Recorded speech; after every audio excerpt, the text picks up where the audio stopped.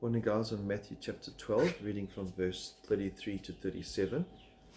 We just remember last week we did a blasphemy of the Holy Spirit, a very, very serious sin. In fact, the only sin that can't be forgiven, and a sin that's mentioned from your lips. And often we look at sins in regard to actions, what we do, murdering and stealing, lying as a sin of the tongue. But a lot of the stuff we just focus on the actions. Did that person commit adultery, or did they sin in their heart? And everything comes back to the heart. And so Jesus is always addressing the heart, and from the heart overflows what you say. That's what we're going to look at this morning. Verse 33, either make the tree good, its fruit, or make the tree bad, its fruit, for the tree is known by its fruit. So first and foremost, whatever you produce, we can all say a lot of things, but the evidence is by our actions, by the way we live our lives. And he goes on to say, verse 34, you brood of vipers. Remember, he's addressing the Pharisees, and he's just mentioned that they've committed, or suggests they've committed this unforgivable sin of blaspheming the Holy Spirit. You brood of vipers, how can you, being evil, speak what is good? For the mouth speaks out of that which fills the heart. So whatever you say is a reflection of what's actually going on inside you, in your heart. And they've mentioned that Jesus is performing these miracles from the power of Satan.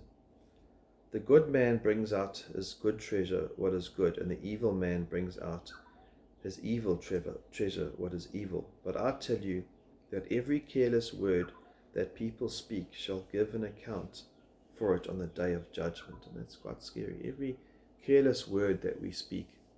In other words, we are actually judged by our words, by what we say, because it's a demonstration of what's actually going on in our heart. So that's why Jesus addresses this in the Sermon on the Mount. He says, if you say to your brother, Raka, you're in danger of hellfire, because he relates that to murder. Just like he relates looking at a woman lustfully, he relates that to adultery. He says, by verse 37, for by your words you'll be justified, and by your words you'll be condemned. And so your words will actually condemn you. By your words you'll be judged on that day of judgment. James 3 verse 6, James 3 talks about the tongue and how powerful the tongue is, and how the tongue will set a forest on fire. Tongue steers a ship. Tongue is incredibly powerful to bring curses or to bring blessing. And he says in James 3 verse 6, for the tongue is a fire, a world of unrighteousness. The tongue is set among our members, staining the whole body, setting on fire the entire course of life, and set on fire by hell. And so your tongue will judge you in the end. What you say will eventually come out in some situation. We can only pretend for so long by using our tongue, but at some stage it's going to come out of who we actually are within. And so it determines the condition of our heart. It reveals our spiritual condition, and that's why we can judge by the fruit of the tongue. And so tongues are not trivial. Words, often we hear that saying,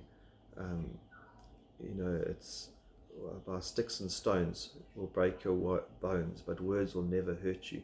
It's not really true. Words are very hurtful.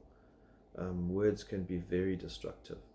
And so at the end of the day, we must examine our hearts, and we must also test everything before we say it. Be slow to speak. Don't be quick. Just make sure you're not just using frivolous words all the time.